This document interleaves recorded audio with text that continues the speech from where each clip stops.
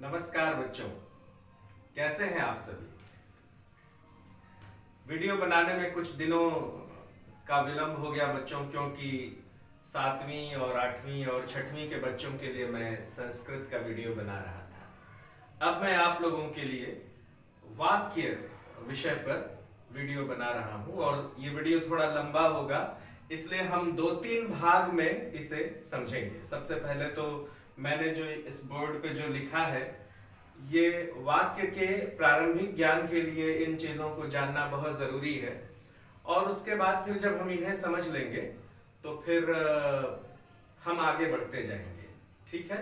और इस वीडियो का वॉल्यूम 1, वॉल्यूम 2, वॉल्यूम 3 यहाँ तक हम ले जाएंगे, और कुछ अभ्यास के लिए प्रश्न भी मैं आपको दूंगा, उससे आप अपने घर में बनाइएगा।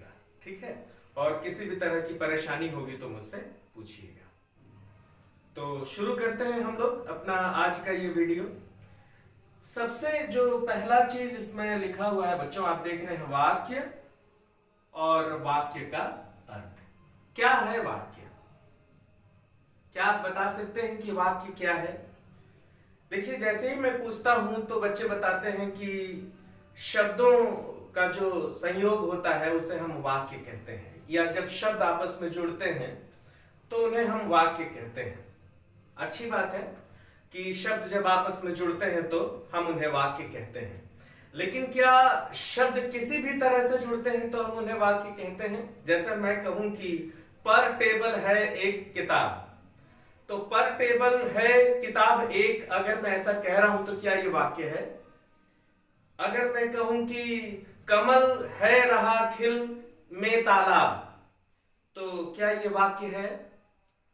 अगर मैं कहूं कि बोर्ड है लिखा नीले पेन से, तो क्या ये वाक्य है? निश्चित रूप से ये वाक्य नहीं है बच्चों, क्योंकि इसमें शब्दों का क्रम सही नहीं है। जिन जिन वाक्यों को, गलत वाक्यों को मैं आपके सामने कहा, अगर उन वाक्यों को सही ढंग से कहा जाए तो क्या कहा जाएगा? टेबल पर एक किताब है, तालाब में कमल खिल रहा है, बोर्ड पर कुछ लिखा हुआ है, और भी ऐसा कुछ जो मैंने आपसे पहले आगे पीछे शब्दों को करके पूछा। तो वाक्य क्या है? शब्दों का एक सही क्रम, शब्दों का एक सही क्रम जिसका एक सार्थक अर्थ निकलता है, उसे हम वाक्य कहते हैं। ठीक है, फिर से समझ लीजिए, शब्दों का एक सार्थक क्रम जिसका अर्थ निकलता है उसे हम वाक्य कहते हैं। ठीक है, कुछ उदाहरण मैंने नीचे लिखा है। मोहन बाजार जाता है, इसमें शब्दों का एक क्रम है। तुलसीदास भक्ति रस के श्रेष्ठ कवि हैं, इसमें भी शब्दों का एक क्रम है जिसका एक अर्थ निकल रहा है। पिताजी कल शाम आगरा से वापस लौटे हैं, इसका भी एक अर्थ निकल रहा है। तो वाक्यों में हम देखते हैं कि शब्दों का सही क्रम होता है और उसका एक सार्थक अर्थ निकलता है, उसे हम वाक्य कहते हैं। ठीक है। अब देखिए, दूसरा प्रश्न है वाक्यों के प्रकारों के विभिन्न आधार। वाक्य कई प्रकार के होते हैं बच्चों, है ना? तो वाक्यों के जो प्रकार हम बनाते हैं उसके आधार क्या है? किस बेस पर, किस ग्राउंड पर हम ये कह सकते हैं कि ये इस तरह का वाक्य है और ये इस तरह का वाक्य है? वास्तव में 2 आधार होते हैं। पहला आधार ये होता है कि वाक्य कैसा अर्थ दे रहा है ना? वह सकारात्मक अर्थ दे रहा है कि नकारात्मक अर्थ दे रहा है, कि वाक्य से प्रश्न पूछा जा रहा है, कि वाक्य से संकेत किया जा रहा है, कि वाक्य से इच्छा व्यक्त की जा रही है, कि वाक्य में चौंक जाया जा रहा है, क्या किया जा रहा है? तो जब अर्थ हम देखते हैं वाक्यों में तो उसे हम कहते हैं अर्थ के आधार पर वाक्य भेद। इसे आपने कक्षा 9वीं में पढ़ लिया है। जो पहला हमारा जो आधार है वह है अर्थ के आधार पर वाक्य भेद। 8 प्रकार के वाक्य भेद होते हैं। ठीक है, आप 9वीं कक्षा में इसे पढ़े हैं, आप चाहें तो वहां से एक बार इसे और देख सकते हैं। जैसा कि मैंने आपसे कहा कि विधानात्मक, प्रश्नवाचक, नकारात्मक, इच्छावाचक, संकेतवाचक, विस्मयादिबोधक, ये तमाम जो है आप याद करिए कक्षा 9 में पढ़े थे। दूसरा जो आधार बनता है बच्चों वाक्य का, कि वाक्य के कितने प्रकार होते हैं, वो है वाक्य की संरचना, वाक्य का स्ट्रक्चर कैसा है ना? क्या आगे लगा है, क्या पीछे लगा है, कितने वाक्य जुड़े हैं, कि कितने वाक्य मिले हैं, कि वो एक अकेला वाक्य है ना? उसका स्ट्रक्चर कैसा है, जिसे हम हिंदी में कहते हैं संरचना। तो जो दूसरा आधार बनता है वह है रचना के आधार पर वाक्य भेद, कि वाक्य की रचना कैसी है। कभी कभी एक ही वाक्य में दो वाक्य होते हैं, फिर वो दो वाक्य आपस में जुड़े होते हैं, कभी कभी वो दो वाक्य आपस में मिले होते हैं। देखिए, जुड़ना और मिलना अलग अलग चीज है।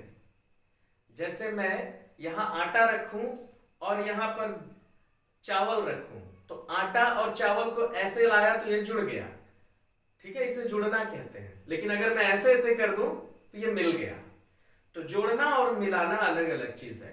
तो हम ये देखते हैं कि दो वाक्य है, वो आपस में जुड़े हैं कि मिले हैं, है ना, या वो एक ही वाक्य है।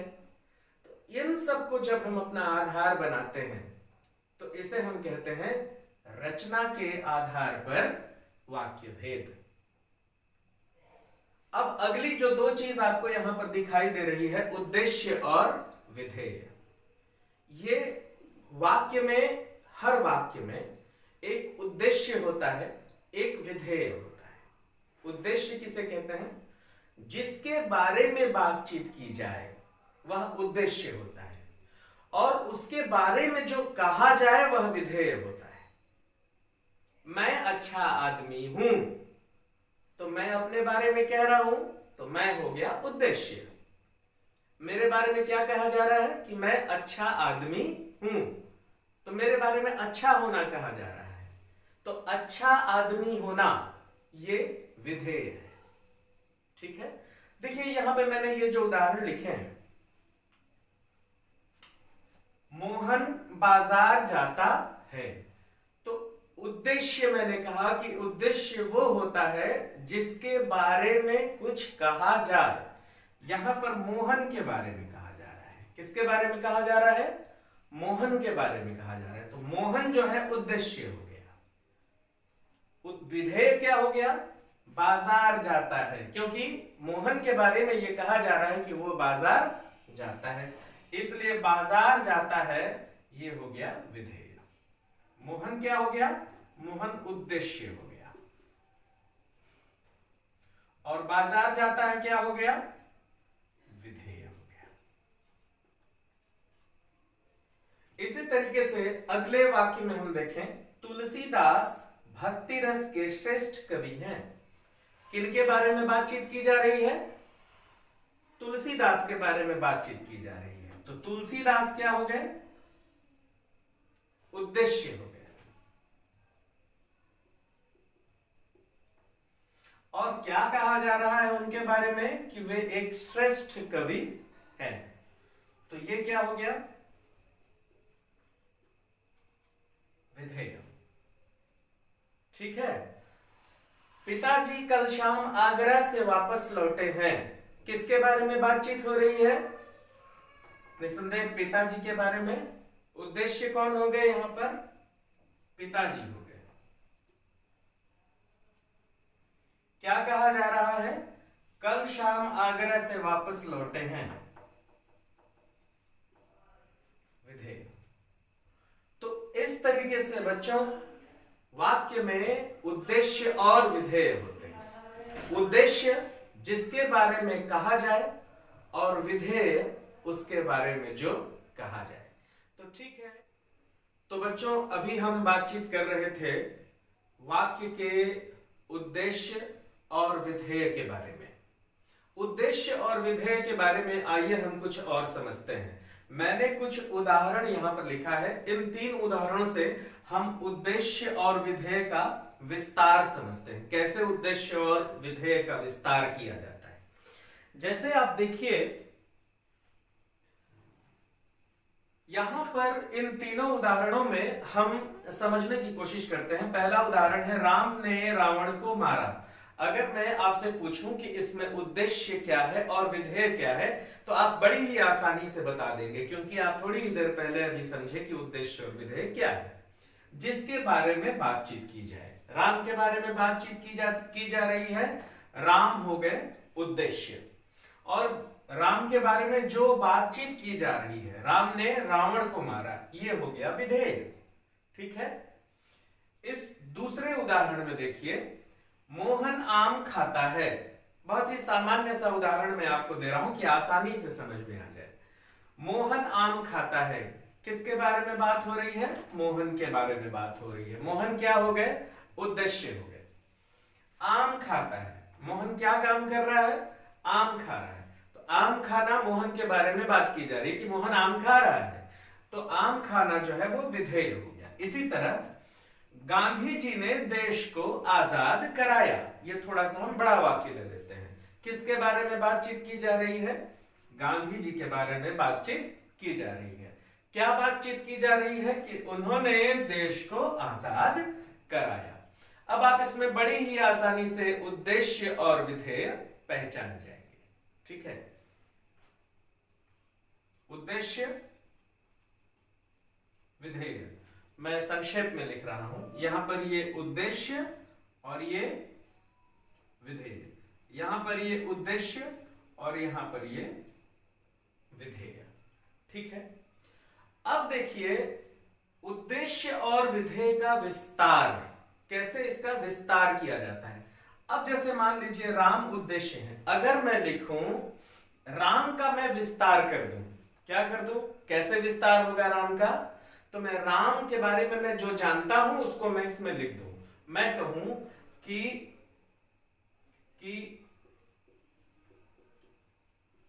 अयोध्या के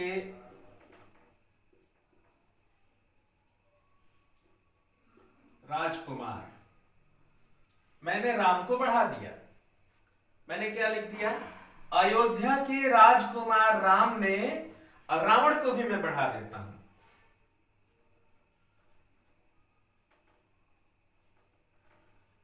लंका के राजा महाबली रावण को मारा। यहां पर मैं ये जोड़ दिया और यहां पर मैंने ये जोड़ दिया। अब देखिए मैंने राम का भी विस्तार कर दिया, मैंने रावण का भी विस्तार कर दिया। राम का विस्तार मैंने क्या किया? अयोध्या के राजकुमार राम ने लंका के राजा महाबली रावण को मारा। वाक्य पर कोई असर नहीं पड़ा, अभी भी उद्देश्य राम ही है, क्योंकि अयोध्या के राजकुमार राम के बारे में बात की जा रही है। और क्या बातचीत की जा रही है? कि उन्होंने लंका के राजा महाबली रावण को मारा। तो ना उद्देश्य बदला, ना विधेय बदला, बस क्या बदला? यहां पर बदला ये कि मैंने राम की एक विशेषता सामने लिख दी और रावण की एक विशेषता रावण के सामने लिख दी। तो इसे ही कहिए उद्देश्य को हम मैंने विस्तार दे दिया और यहां पर मैंने विधेय को विस्तार दे दिया। अब देखिए इसको और विस्तार दिया जाए, है ना। अयोध्या के राजकुमार राम ने लंका के राजा महाबली रावण को मारा। इसका अगर हम और विस्तार करें तो क्या होगा? अयोध्या के राजा दशरथ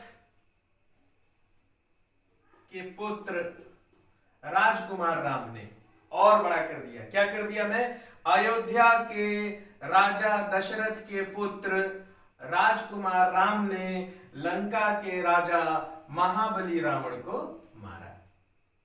इसको भी बढ़ा दीजिए, सोने की नगरी।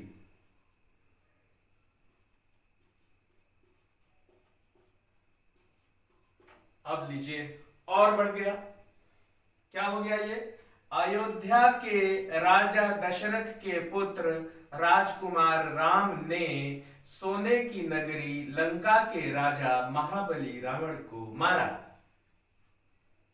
अभी भी उद्देश्य नहीं बदला, क्योंकि उद्देश्य राम है, क्योंकि राम के बारे में बातचीत हो रही है, और विधेय रावण है। विधेय रावण को मारा है, क्योंकि राम के बारे में यही बताया जा रहा है कि राम ने रावण को मारा।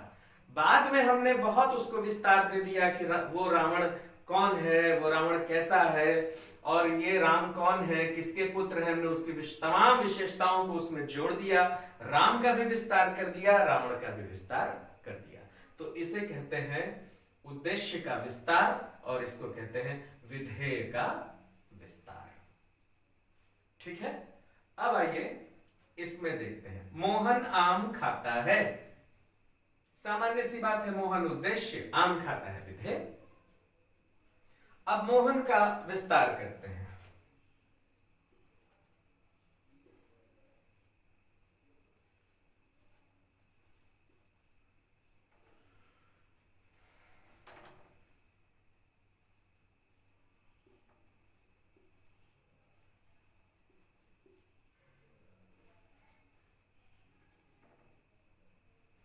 अब देखिए, ये मोहन को मैंने विस्तार दे दिया, और आम खाता है को भी मैंने विस्तार दे दिया। मैंने क्या लिख दिया? सुबह उठकर मोहन पका हुआ आम खाता है। तो मैंने मोहन का विस्तार कर दिया, आम का विस्तार कर दिया, तो इससे मोहन ही उद्देश्य रहेगा और विधेय आम खाता है रहेगा। पका हुआ उसका विस्तार हो गया, और यहां सुबह उठकर मोहन का विस्तार हो गया। अगर इसका और विस्तार करें, बड़े सवेरे उठकर, एक मिनट, बहुत सुबह लिख दीजिए।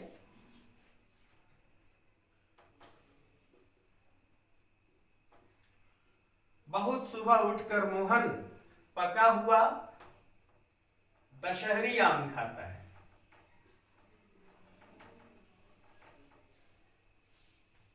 दशहरी आम का मौसम आने ही वाला है।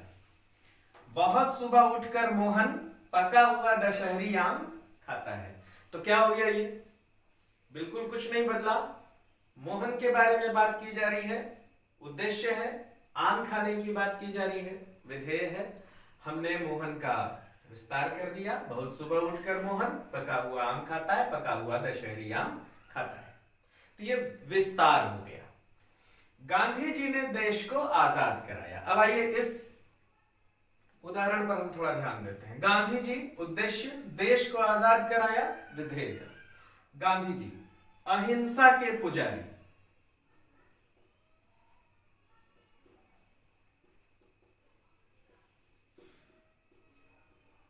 अहिंसा के पुजारी गांधी जी ने देश को आजाद कराया।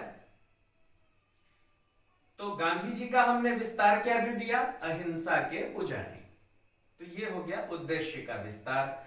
अब अगर विधेय का विस्तार करें, देश को आजाद कराया, तो अहिंसा के पुजारी गांधी जी ने सदियों से गुलाम,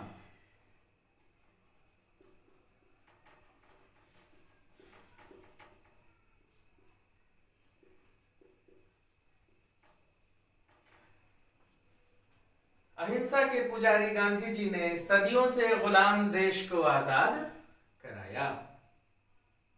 उद्देश्य अभी भी गांधी जी हैं, विधेय अभी भी देश को आजाद कराना है, और गांधी जी का विस्तार हो गया अहिंसा के पुजारी, और देश को आजाद कराने का विस्तार हो गया सदियों से गुलाम देश। तो इस तरह से बच्चों, अच्छा, अब सवाल ये उठता है कि परीक्षा में प्रश्न कैसे आ सकता है। प्रश्न ऐसे आ सकता है कि कोई एक वाक्य दिया जाए और उसमें पूछा जाए कि उद्देश्य और विधेय बताइए। तो आप नीचे लिखेंगे उद्देश्य ये है, उद्देश्य डैश दे करके लिखेंगे, विधेय डैश दे करके लिखेंगे। फिर ऐसा भी प्रश्न आ सकता है कि गांधी जी ने देश को आजाद कराया, गांधी जी उद्देश्य का विस्तार कीजिए, विधेय का विस्तार कीजिए। तो आपको अपना दिमाग लगाना होगा कि गांधी जी का विस्तार कैसे किया जा सकता है, और विधेय देश को आजाद कराया, इसका विस्तार कैसे किया जा सकता है। या ये भी आ सकता है कि गांधी जी अगर उद्देश्य है तो उनका विस्तार लिखिए, आजाद कराना अगर विधेय है तो उसका विस्तार लिखिए। तो इस तरह से बच्चों ये जो वीडियो है इसको आप एक दो बार देखिए, और भी आपके आसपास आपके पास व्याकरण की किताब है, उसमें ढेर सारे उदाहरण भरे पड़े हुए हैं। आप उन उदाहरणों को देखिए, आपको बिल्कुल समझ में आ जाएगा। थोड़ा अभ्यास करिए, और इसमें ऐसा कुछ भी नहीं है कि आपको समझ में ना आए, है ना। एक दो बार वीडियो को देखेंगे, सारा बात स्पष्ट हो जाएगा। इसके बाद भी यदि कोई परेशानी है तो आप सीधे मुझसे बातचीत करें। तो अब हम वीडियो के अगले चरण में पहुंचते हैं। आज का ये वीडियो हम यहीं पर समाप्त करते हैं।